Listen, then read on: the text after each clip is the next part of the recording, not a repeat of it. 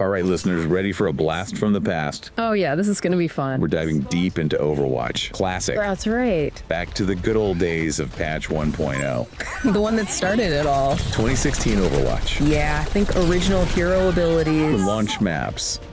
Pure nostalgia. We're gonna break down the most impactful hero changes. Oh yeah, I'm excited already. Some of these are gonna make you rethink everything you thought you knew about Overwatch. Okay, so this event runs from November 12th to December 2nd, right? You got it. And it's in the Events Hub and Arcade. Exactly. Quick play rules, all 21 original heroes, 12 launch maps. It's a time capsule. Back to the early days. And just to make it extra authentic, we're rocking those original default skins. No fancy cosmetics here. It's all about the raw gameplay. Speaking of gameplay, let's dive into those hero changes. We'll go by the original classes, starting with offense. All right, so first up, Oh, Cassidy. Cassidy, let's talk about that flashbang. Yeah, the flashbang. It's back to its original glory, meaning it's a full stun again. Huge difference. Immobilizes enemies, completely making them easy pickings. For those of us who haven't played in a while, remind us how that compares to his current flashbang in Overwatch 2. Right, so in Overwatch 2, his flashbang is more of a disorienting effect. Slowing enemies, it's disruptive, but this 1.0 version is on a whole other level. Gotcha. Think about it, you flashbang a Tracer who's blinking around, Yeah. and suddenly she's completely frozen. Oh, totally. It's gonna change the dynamic of so many engagements. So Cassidy is basically a hard counter to flankers now. Pretty much. What else is different about him? Well, his overall damage output is higher, and his Deadeye, his ultimate, you can actually cancel it now. Oh, wow. And save some of that ultimate charge. Oh, It yeah. gives him a lot more flexibility and survivability. Instead of being locked in that animation, he can adapt to the situation. Yeah. Okay, what about Genji? I remember his Dragon Blade being pretty different back then. 8 seconds of pure slashing fury. Oh, yeah. That's how long his Dragon Blade lasts now. Nice. Combined with the fact that his double jump resets on wall climb. Okay. His mobility during Dragon Blade is insane. Gotcha. He can close gaps, get to high ground reposition in an instant. Gotcha. Okay, let's move on to Pharah. More airtime, more splash damage from her rockets. Think back to the early days of Fair Mercy dominating the skies. Oh, yeah. Her concussive blast also has the potential for more environmental kills, knocking enemies off ledges. You combine that with a Mercy damage boost, and it's gonna be raining rockets. Yeah, I can already see teams scrambling to counter that. For sure. Okay, how about Reaper? Reaper.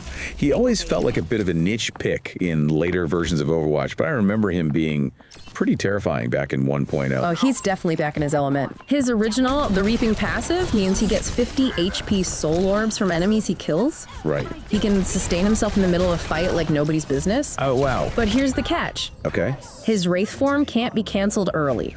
Oh, interesting. You pop it, you're committed. So higher risk, higher reward. Exactly. It's going to change how players use that ability for sure. Definitely. Speaking of risk and reward, what about Soldier? Any major surprises there? Well, his heavy pulse rifle has been tweaked. Okay. Lower damage per bullet, no recoil, but increased spread over time. Gotcha. It's a different feel, requires more burst firing accuracy at medium to long range, so more tactical use of his primary fire. And finally, for offense, we have the one and only Tracer. What's going on with her?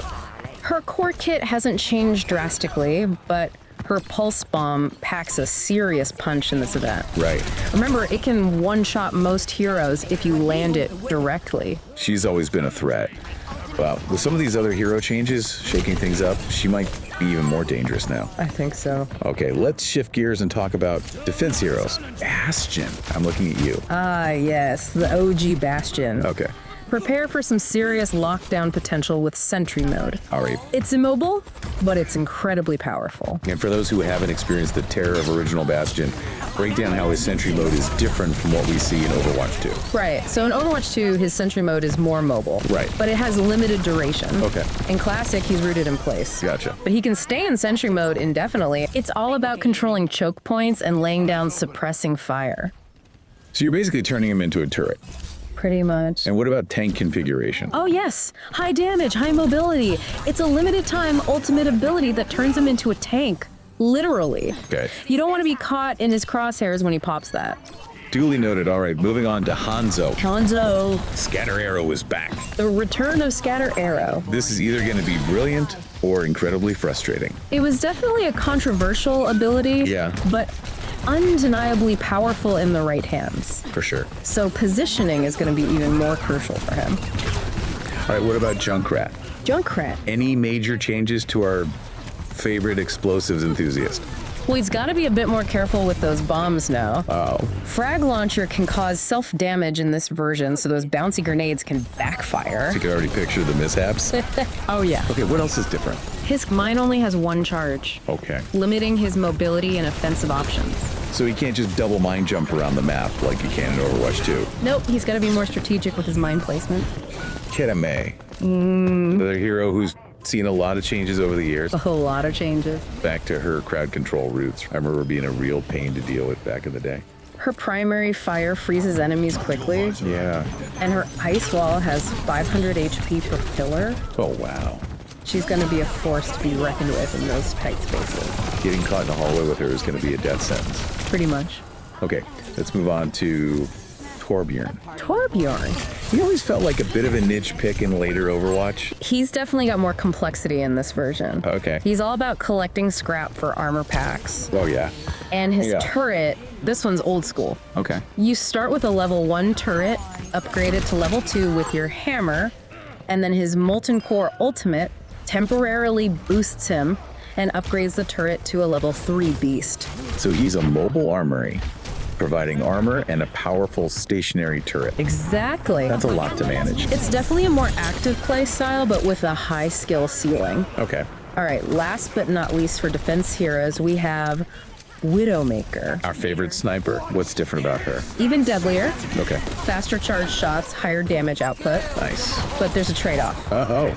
Her grappling hook cooldown is longer, Gotcha. making her more vulnerable if she has to reposition quickly. So you really got to pick your spots with her. Absolutely. Okay. That's it for the defense heroes. Now let's move on to the big guys, the tanks. The tanks. This is where things get interesting. Let's start with Diva. Diva. What's up with her? No micro missiles in this version. Her defense matrix continuously channels for several seconds. Oh, wow. And her self-destruct can damage Pilot Diva if she's not careful. So her entire playstyle is different. It is. It's all about sustained defense and calculated aggression. Exactly. She's less about burst damage and more about protecting her team and absorbing projectiles. Okay, next up, Reinhardt, Reinhardt. our favorite shield-bearing crusader. What's changed for him? Larger earth shatter range, higher barrier health. Oh, wow. He's all about controlling the battlefield and creating space for his team. I can already picture those massive earth shatters wiping out entire teams. Oh, yeah. All right, let's talk about Roadhog. Roadhog. His hook has always been a nightmare, The hook. but I hear it's even more potent in this version. Oh, absolutely. Okay, The hook combo is back in full force. It's basically a guaranteed kill. I'm already terrified. Good. Okay, what about Winston? Winston. He's always been a bit of a dive specialist. He is. How is he different? He's more limited in this version. Okay. No long-range Tesla cannon attack like we see in Overwatch 2. Right. And his barrier projector cooldown starts after the shield expires, not when it's deployed. Gotcha. So he's less about poking and more about all-in engagements. So he's got to be more strategic with his dives and barrier placement. Exactly. All right, last but not least for the tanks, Zarya. Zarya. I've always loved her energy management mechanics. And they're even more crucial in this version. She has separate cooldowns for particle barrier and projected barrier, Interesting. but her energy gain is much higher. Okay. If you can manage those barriers effectively, she becomes an absolute powerhouse. So mastering her barriers is key. Absolutely. Okay, we've covered offense, defense, and tanks. Now it's time for the healers, the unsung heroes, The supports. the supports. Starting with Lucio, the original beat-dropping, wall-riding speed demon. His crossfade is significantly different. Okay. It has a massive 30-meter radius, Oh, wow. but it provides less healing. He's less about sustained heals and more about enabling his team's mobility and aggression. So it's all about speed boosts and getting your team into position quickly. Exactly. Think of him as a force multiplier, amplifying his team's movement. Okay, now for the hero everyone loves to hate, Mercy. Mercy. I hear her ultimate is back to its controversial form. That's right. Resurrect is back as an ultimate ability. Okay. And it's instant. You can revive up to 5 allies at once. Wow. Imagine the momentum swings that could create. Yeah, it's definitely going to be a game changer. It is. And to make things even more chaotic, Oh, yeah. if there are multiple Mercies on a team, their damage boosts stack. You could potentially have a team with insane damage output if they're all pocketed by Mercies. Things are about to get wild. Oh, yeah. Now let's talk about a hero who's undergone some of the most dramatic transformations over the years. Symmetra. Symmetra. I hear she's back to her original support role. That's right. Her photon shield grants allies additional shield health that regenerates over time. Right. And her teleporter ultimate links directly to spawn. Oh, like a mobile spawn point. Think of her as a mobile spawn point, getting her team back into the action quickly. So flanking quick rotations, the strategic possibilities are endless. Absolutely. And finally, for support, we have Zenyatta, Zenyatta. the Omnic monk who dispenses both healing and pain. That's right. I always loved his playstyle. What's different about him in this version? No snap kick passive. Okay. But his Orb of Discord, Yeah. it amplifies damage by a whopping 50%. Wow. So you definitely don't want to be on the receiving end of that. Okay, we've covered all 21 heroes, and I've got to say, this is going to be a whole new experience. It is. It's like stepping back in time, but with all the knowledge and experience we've gained over the years. Absolutely. It's going to be fascinating to see how the meta develops with these hero changes. Right. Now that we've got a handle on the individual hero changes, Right. let's shift our focus to how those changes are going to affect team composition in Overwatch Classic. Yeah, I'm ready to get strategic. All right. One of the things that's super interesting about this event is that it's bringing back the no hero limits rule for the first few days. Oh, yeah. It's like a throwback to the Wild West of early Overwatch. Absolutely. We might see some truly bizarre and unexpected team compositions emerge, especially in those early days. Oh, for sure. But even with that freedom, certain hero combinations are going to be more potent than others. Okay, so let's dive into some of those potential powerhouse comps. All right. What do you think is going to be the meta-defining strategy in Overwatch Classic? We might see a resurgence of the triple tank composition. Imagine Reinhardt, Roadhog, and D.Va all pushing forward with a wall of barriers and health.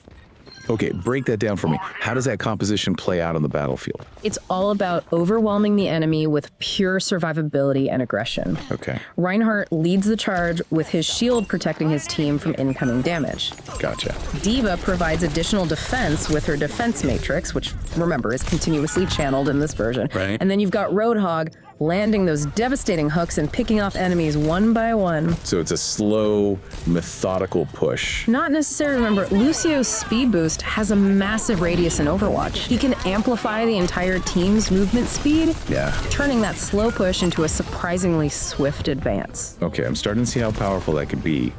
But wouldn't you be lacking in damage output with 3 tanks on your team?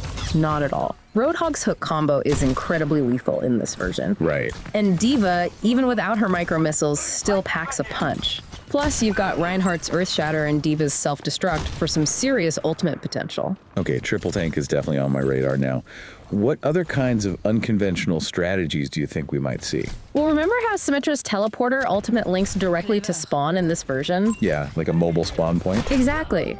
Some teams might run double or even triple Symmetra, creating a constant stream of reinforcements from spawn.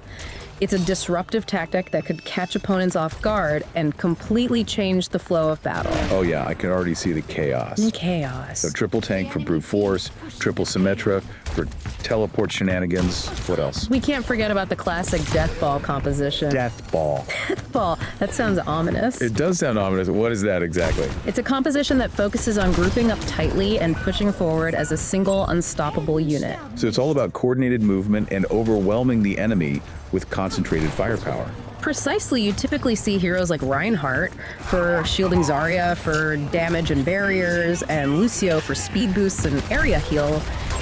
This comp was especially effective on maps with tight choke points. Gotcha. Okay, so we've got triple tanks, triple Symmetra, and the Death Ball. Those are some pretty wild strategies. They are. But with no hero limits for the first few days, I bet we'll see even crazier team compositions emerge. Oh, absolutely. This is a chance for players to get creative and experiment with different hero combinations. For sure. Who knows, maybe we'll see a quad tank comp or a team full of snipers. The possibilities are endless.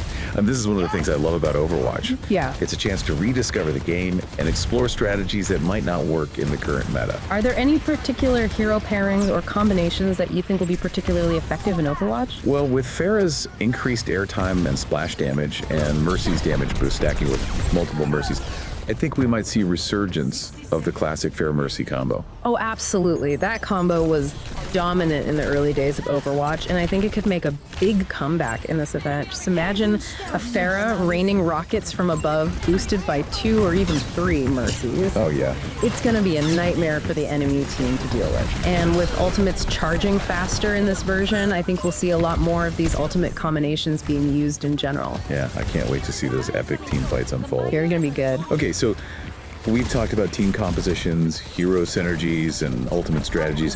What else should our listeners keep in mind as they prepare to dominate in Overwatch? Well, I think it's important to remember that the overall gameplay flow is going to be different in this version. Okay. The pace is faster, the time to kill is lower, and there's a lot more emphasis on aggression and quick decision making. So you can't just sit back and play passively. Yeah. You've got to be proactive and take the fight to the enemy. Exactly. And don't be afraid to experiment with different heroes and strategies. This is a chance to rediscover the game in a whole new light. Great advice. I think we've given our listeners a solid foundation for success in Overwatch. But before we wrap up, I want to touch on one more thing. This event is all about nostalgia and reliving the early days of Overwatch. Don't take it too seriously and enjoy the ride. Embrace the nostalgia, but don't get stuck in the past. Ooh, I like that. Use all the knowledge and experience you've gained over the years to your advantage. I love it. And for those first few days of no hero limits, Oh, yeah. go wild. Go wild. Try those crazy team compositions, those off-meta strategies. You never know what might work. You really don't. Maybe you'll even discover the next big meta that shakes up the Overwatch world. I'm excited to see what people come up with. All right, folks, that's a wrap. Now it's your turn to jump into the action. Let us know in the comments what you're most excited to try out in Overwatch. Who knows, maybe we'll see you on the battlefield. And remember, heroes never die. That's right. They just respawn in classic mode. See you next time on the Deep Dive.